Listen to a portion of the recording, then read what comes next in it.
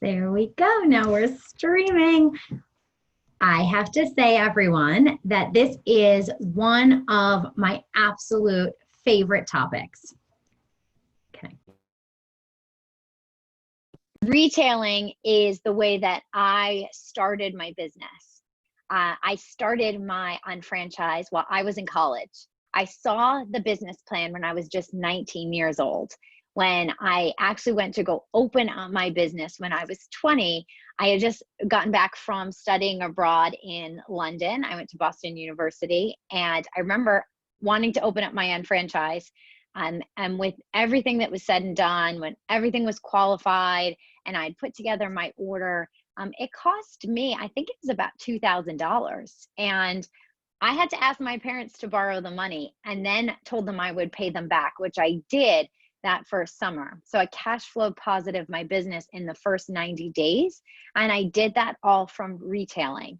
And so I think that whatever you do in this business should be duplicatable, whether you're working with a doctor's office or you're working with a college kid, you're working with someone with a lot of discretionary income, you're working with someone without a lot of discretionary income. I try to build the business the same exact way. And I tell people, just because you can invest a lot of money doesn't mean that every person that you talk to can invest a lot of money. And same thing with people who can't invest a lot of money. I say everyone you talk to, it's not that they can't invest a lot of money. So you have to understand that it needs to be an even playing field for this business. And that's one of the things why I love teaching retail to everyone, because it's really important to establish retail for so many reasons, which is what I'm going to get into in this presentation. I'm going to establish with you why retail is so important. I'm going to establish some retailing tips and ways to increase your retail. And those are things that I hope that you take away from this meeting. Is I hope that you then look at your retail in a whole new way, where you say, you know, I really need to look at this a little bit more objectively. I need to look at the way that my team has retail a little bit more objectively. And I hope that what you do is you can immediately take this retailing and teach this to your team, because everything I'm giving you, you have access to, which is really exciting. So the first thing is that you really do need to convert your spending into earning yourself. And this is, you know, with Market America's exclusive brands, we have better products at better prices, cashbacks back from customers, and start identifying which of the company's exclusive brands, you know, you and your customers could use instead of other brands. I'm telling you, all the makeup on my face is Motives by Lauren Ridinger. The skincare I used this morning, what was in my bathroom, was all from Market America. There's no reason why I would buy any other cleaning product. We have so many different types of cleaning products. For my kids, school just ended, and I gave their teachers Market America products. The teachers, I gave them that Lumiere de Vie Konjac sponge set for the teachers. That's what a shopping annuity is. It's converting your own spending into earning. And what you do, you will duplicate. You'll duplicate with your customers, and you'll duplicate this with your team and your organization. And so it's really important to take a look around your house and keep doing that and keep reevaluating. And when I was newer in the business, I remember when, you know, I didn't have as much money. I didn't have a family. I was a single, you know, person living in a dorm room. So, you know, there wasn't as much I needed to do. I didn't own a house. I didn't have a yard. I didn't have a pet. It was just me in a dorm room. But I still would look and I would say, is there something new I can add? Is there something new I can add? You know, our auto ship start out really small, but I always went above and beyond my auto ship, because every month I was adding something new and trying something new. And I'm telling you, it's funny, I had one of my health professionals, and she asked me, this was just a few weeks ago, and she said to me, you know, I can see that there's all these other products I can purchase. What do you think, Sarah? Do you use them? What do you use? And I went on and on about the skincare and the cleaning products. And I sent her some, you know, information about different cleaning products. And it's that peer review. And we talk about this in the Market America business plan, that people don't buy things anymore because of mass marketing. It's this one-to-one marketing.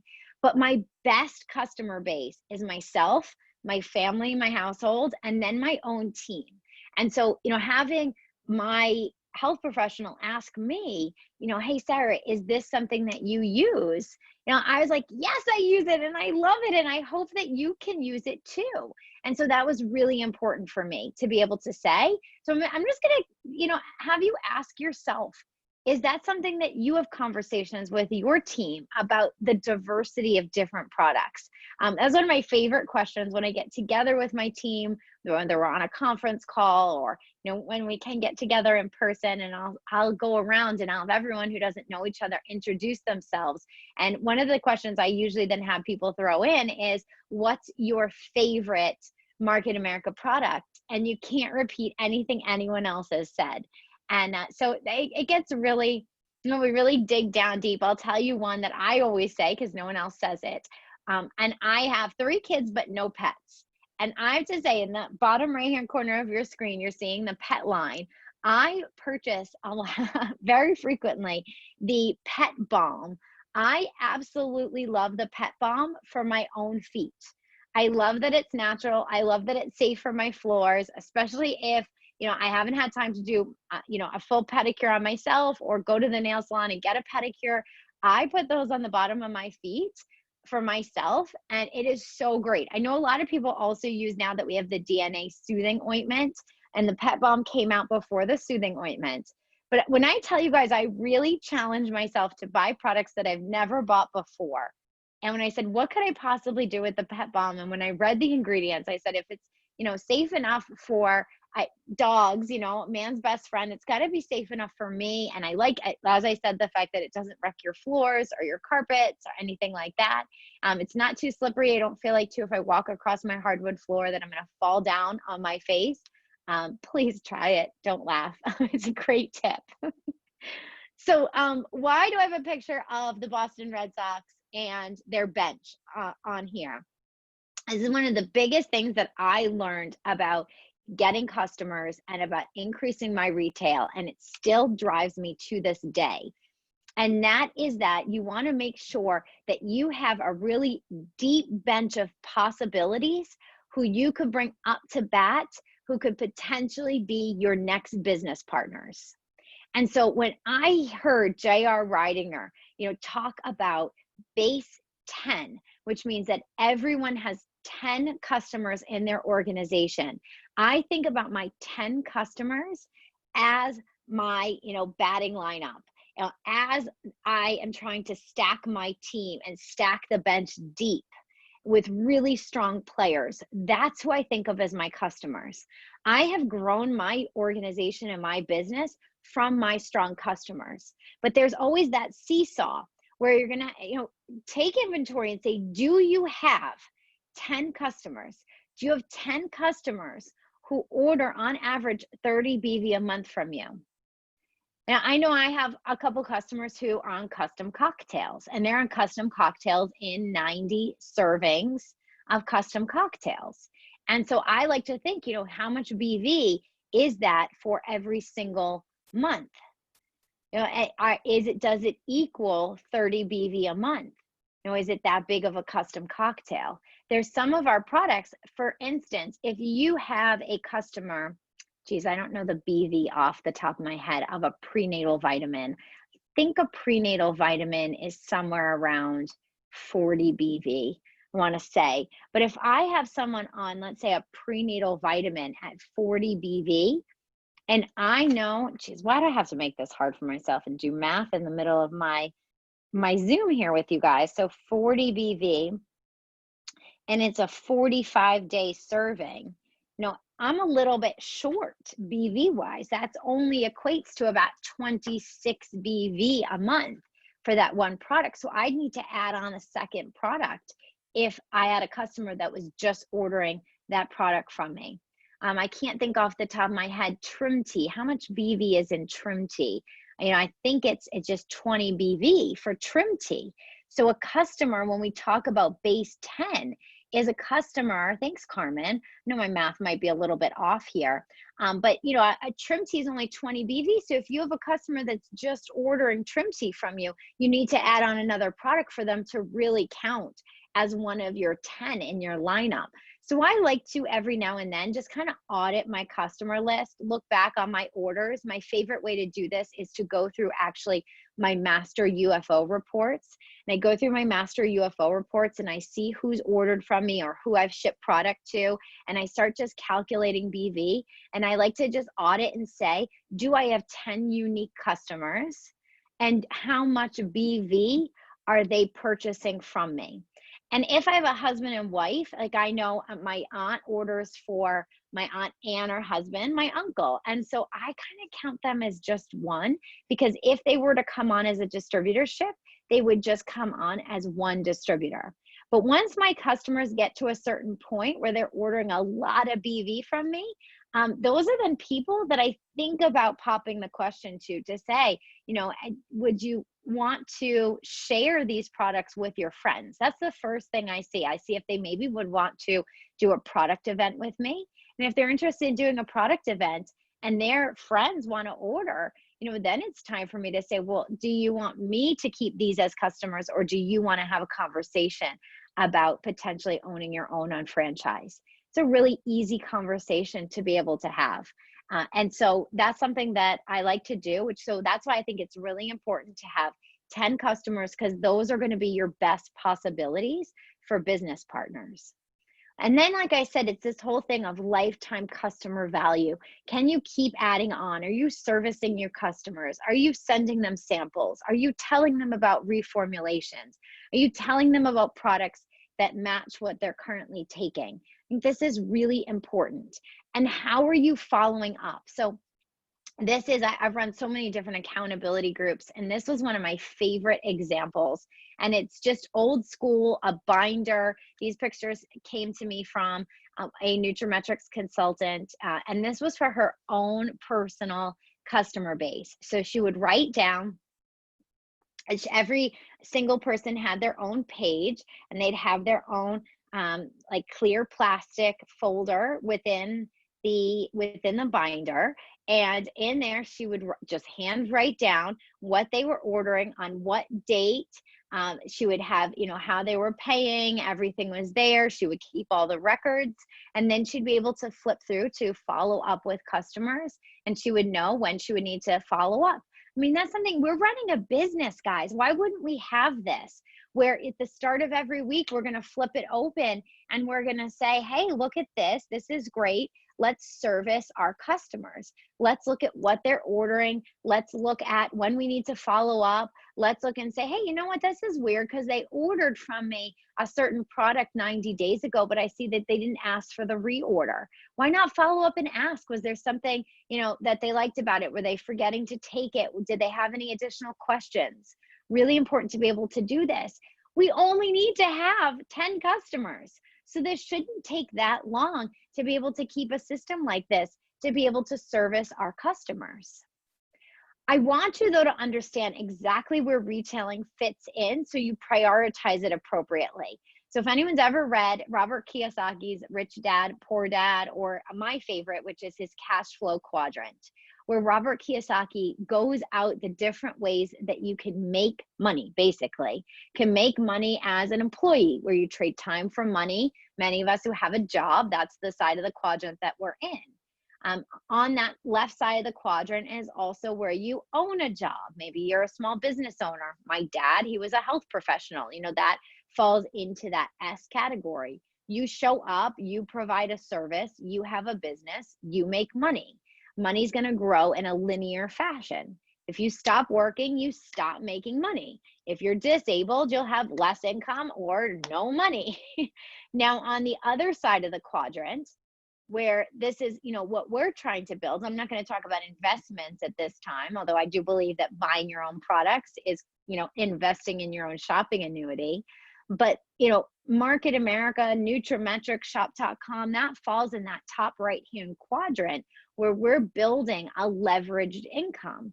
We're building a way to exponentially grow our income. You know, when we stop working on it, our income is still going to continue. But when we're making money, when I first needed to cash flow my business, that was still retail kind of falls into that E side of the business, that employee or, small business owner.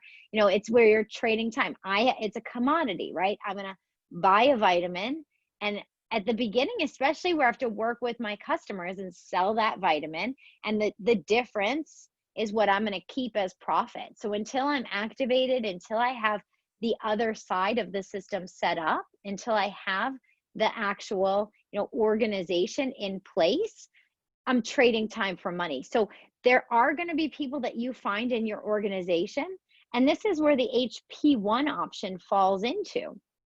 HP1s are mostly building retail. They're mostly buying products, selling products, making an income. If they're not taking responsibility and building an organization at the same time, then they're just working on that left side of the quadrant. So going ahead and saying that you have 30 customers and you're servicing them and more customers, more volume, that's great, but I want you to just know where you're spending your time. And you have to always very evenly straddle both sides between the retail and the business building. You want to really try to stay balanced. And eventually, once you have that retail going, if your business building isn't up to par, you're going to want to work there. Like I said, it's a seesaw. It's a seesaw where you're going to go back and forth, and you're going to, it's sometimes you're going to have to build up your retail, and then that retail might spill over and help you build your business. And then there's going to be sometimes where your business is stronger and you're going to have to go back out and fill that bench again and get more customers. So where are you with your organization? I think that's really important. All right, when's the last time everyone pulled out their career manual specifically to find out what the career manual says about retailing? How interesting is it? This is the next couple slides. I just took right from chapter 3 right here, which is where we're going to talk about retailing. And in the beginning, what you need to do. And so this is right here in the Getting Started guide. It's part of those 8 to 15 hours per week, where if you can work those and invest in a 2 to 3 year period of time towards their execution, that's going to be the way that you're going to be able to build your business when you're getting started. And so I want you to check out the retailing section, but instead of reading all this, I took notes for you. So I broke it down into all the different ways that we can retail. And this is great for you. This is great for your own team. And this is going to also be really great for your health professionals. So I want you to know that these systems apply across the board. And whenever I onboard a new distributor, a new health professional, we brainstorm a way of how we're going to get products to the end consumer. Because we are built on people, but we're powered by products. So we're not getting paid unless people are producing. So it's really important to help your organization, help your team members produce volume. And so the first thing is, let's make a list of people. And in this initial list, I'm sure you asked people to give you, 10 people that were interested in health and nutrition, 10 people that were interested in making more money, maybe 10 people that are interested in beauty, 10 people that might just, help you out if you called them for a favor. Whatever it is, we keep it really simple. And you have to learn how to tell your story and your testimonial. I did a Zoom already on storytelling. So if you need that, if you don't know how to tell your story, go back to that one. Because that was a really great Zoom that we did just a few months ago. But to be able to tell your story and tell your own testimonial, people want to know, what did it taste like for you? What was, how did you start? Where are you now today? What did it do for you? And I have to say, in terms of, for me, I never took any vitamins. I remember, growing up, and in my cabinet, there were little cartoon character vitamins that, would just sit there for years and years. And maybe every now and then, I would take one of them or ask my mom if I could take a Flintstones vitamin or, whatever it was. But we were not vitamin takers. And so when we were evaluating this, And someone said, well, you should try isotonics and you should try these purple ones called OPC3 and ORAC, and you mix them together, you cocktail them together on an empty stomach first thing in the morning. And I loved the taste. I loved the ritual too of taking my vitamins first thing in the morning. It just felt like it was something just for me. I found it was really easy. I found that it also was something that um, was, it was easy and simple. It was just for me. It was a ritual. It tasted really good. And, I started noticing some positive side effects. I started noticing that there was an improvement in my energy levels. I started noticing that there was an improvement in,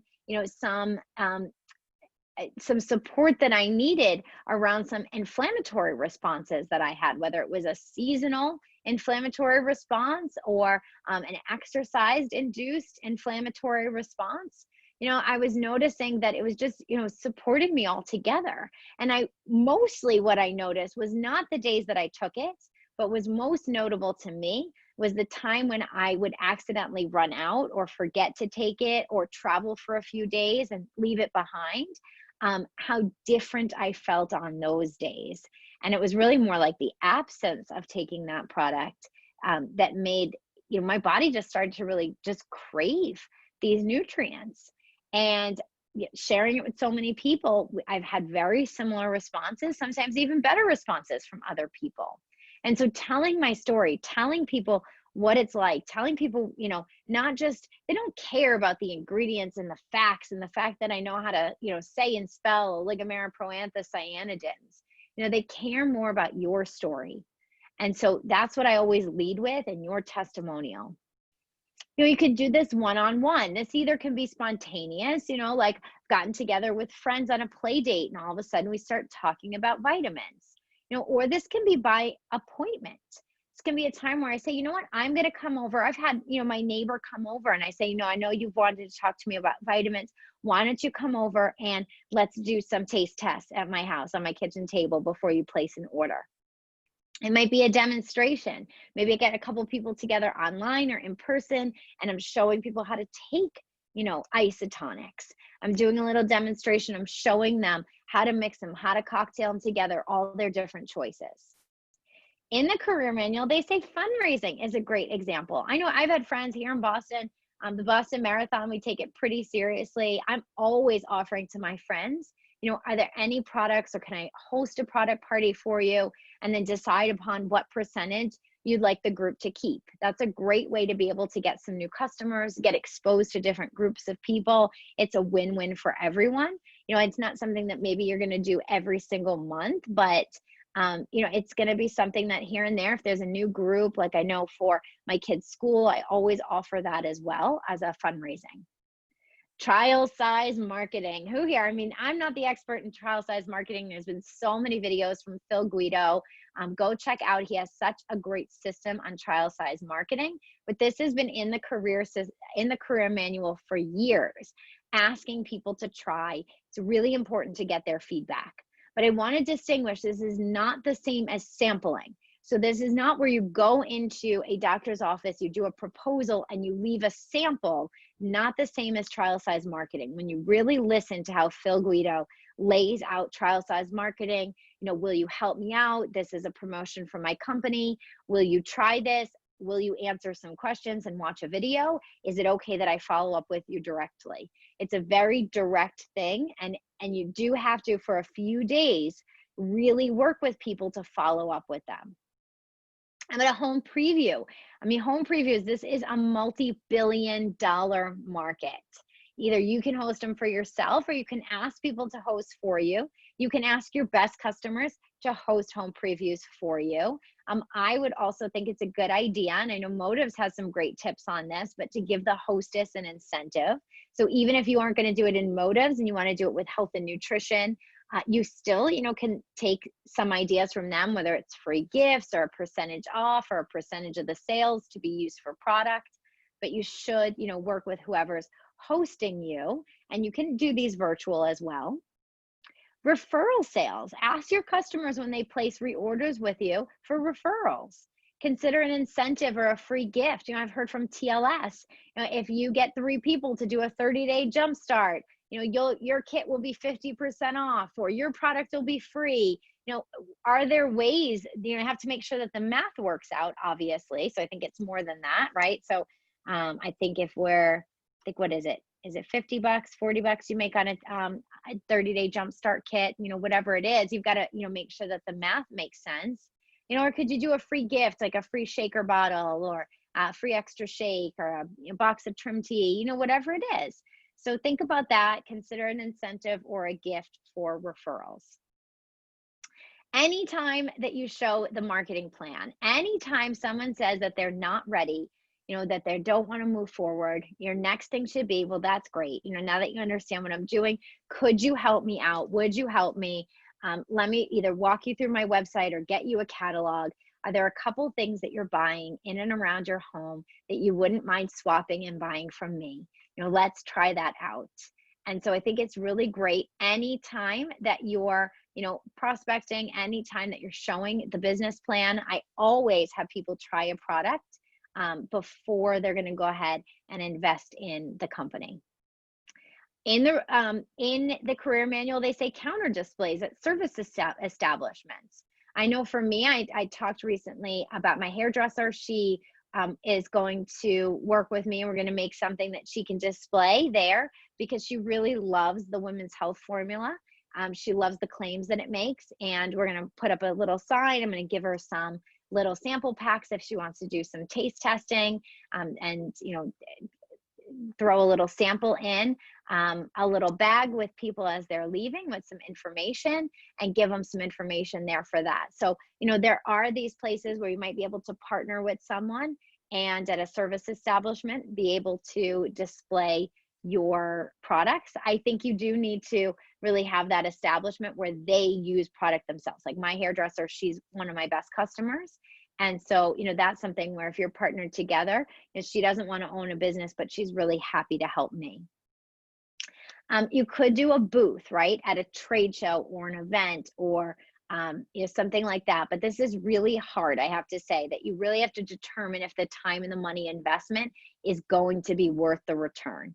And so I find with a lot of people, unless you know, you really know who your audience is, it is really tough to get an ROI on a booth display. I do know some people that have done that. And I also do have, if you go to our nutraMetrix training channel, I have done a video on trade shows, on booth displays, with my best tips there, because I do have some really great tips from working in New York City and doing some booths at gyms with some nutraMetrix consultants, where we've come up with some good ways where, you know, you can stand out in a crowded place. But again, you have to make sure that it's worth the ROI. Just two more. I mean, the preferred customer program themselves, to be able to build customer share, things like the NutriPhysical, the TLS weight loss analysis, the skincare analysis, you know, our websites and what we have, making sure that you're putting in, you know, the correct and the best email address for your customers, because Market America does a really great job marketing right to your customers as well. But utilize some of these tools, tell people about them. You know, you can say, hey, you've been on your vitamins for a while. Is it time to, you know, just do a little audit and make sure you're taking the right things just for you? Let's take a NutriPhysical. And the last one's a direct mail program. You can purchase lists of people, and, you know, whether it's email lists or physical lists, but, you know, you do have to know that there typically is a pretty low return unless the list is warm. That's can be also very hard to do. But it's out there. It's a system, you know, and there's been people that have been successful with it. You know, I've never done direct mail myself, but it doesn't mean that people haven't done it and been successful. It wouldn't be the first one I would go to. Just to add a couple more tips, when you do sell a product, make sure that you are going ahead and sending people, you know, the product page. You're telling them about it. You're helping them. I like to service my customers, but I also like to, you know, really empower them and to show them where they can order themselves online. You know, I like to also on on Facebook be able to, promote, show pictures of me, drinking things with the product. I'm going to take some of those claims, and really make it so it's catchy and fun. I think that there is, again, this fine line when it comes to marketing on Facebook and just throwing things out there. I think that you want that, like, what's that factor where people do ask questions.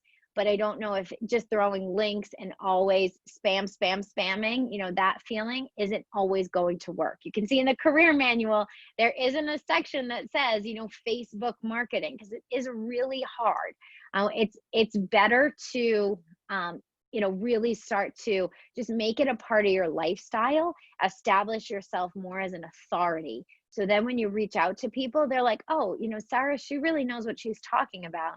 She keeps talking about, health and nutrition products. She keeps talking about weight loss. She keeps talking about how she's keeping her kids healthy. So I want people to not necessarily remember the name of the product or the link for the product or go straight to buy it, but I want them to, when they have a question, think of me as an authority to go to me first, to ask me for support. And that's what I've been really great at, is establishing authority on Facebook. But, creating this sense of urgency, sold out, running specials, keeping people informed when we have a new product, or, we're out of stock of product, or if you think that a product might go out of stock or run low, that really sense of urgency, as we saw with Trim Tea, was really exciting. A lot of people did sell really well, but then it's about being a good customer manager. You can see here, Kim Fenter did a 12-week Trim Tea challenge. We have a whole Trim Tea menu plan. We have lots of things you can add in. Are you doing this with your customers? Are you doing this with your VIPs? Creating a little community, creating a VIP community, speaking right to them so they're getting educated about what they're taking. That's a really great idea to be able to cultivate this customer base. I think samples are great to gain customer share, to have that lifetime customer value, to get a customer that's maybe just taking one, maybe two products and add on and add on and add on. This is also a great way to retail to recruit. So this was a cute thing I saw from someone who, put together these little Halloween baskets, and I think they were dropping these off at health professional offices, but they put in some samples and some information, and try to, do some sampling to have people experience other products that they may have never tried before. There's also a great idea too to put a bunch of products in a basket with a catalog and drop them off at a friend's house and say, I'm going to give you this for 2-3 days. I'll come back by and pick it up. Try whatever you want. And then afterwards, we'll just jump on the phone and I'll, get some feedback from you. And if it's something that you're interested, at that time you can place an order. Great way to be able to, gain some customers and sell some new products. One thing I want you to know though, is if you are sharing from your websites, there is a share area. It's at the bottom. It says link to this page. It looks like almost like a little paper clip. So you want to make sure that's where you're sending people and you're not using the links from the top of any of our pages, whether it's nutraMetrix, Isotonics, shop.com, TLS, any of the pages. The other thing that's really helped me with increasing my retail is using iTransact. And for anyone who has an iTransact, if you go to tools, I don't know if you've ever hovered over there, but there is something called invoices. There's also payment links. And I've used these, and I love when I'm selling a product to someone, I just say, do you want me just to invoice you? And then once they pay the invoice, I'll ship out the product.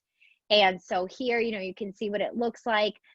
I went right ahead and invoiced. You can see how long this was. This was back when we sold Marley coffee. I should have sent an updated invoice, but I can go ahead and invoice someone, and then they can go ahead and pay it, and then I'll ship out the product. So I do that with a lot of my customers.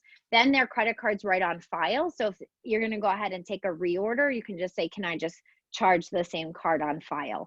So a lot of my customers will just say to me, oh, I'm due for another batch of products. Can you go ahead and just charge my card on file? And I'll go right ahead and do that. if there's something where I'm doing a special, or I know I sell a lot of this product, like when I was selling a lot of trim tea, can go ahead and make a payment link. And so then they can go ahead and pay, and it'll come through and you'll get all the customer information. So then typically when I send that out, then I'll enter them as my preferred customer and I ship right to them. You have to go into on franchise. The two things are not connected. They are connected if they go through shop.com, it'll connect to the iTransact. But if they go to iTransact, you have to connect it back to shop.com, if that makes sense.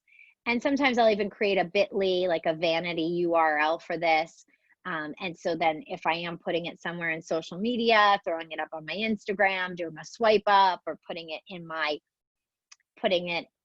my profile as a link or part of my link tree, I have something that's right there, and it's a custom URL. But I just love this. This has been a hack. Since I've used iTransact, I've sold so many more products. So I hope this is helpful. I will stick around just for another minute or two to be able to answer any questions. And then I'll swing back by on Facebook to see if there's any questions there. But I think that retail is so important when building your business. And so I hope that you're using retail and that you share this video with your teams, because that's the way that you're going to increase, you're going to increase your volume, which will help increase your potential in the MPCP, the Management Performance Compensation Plan.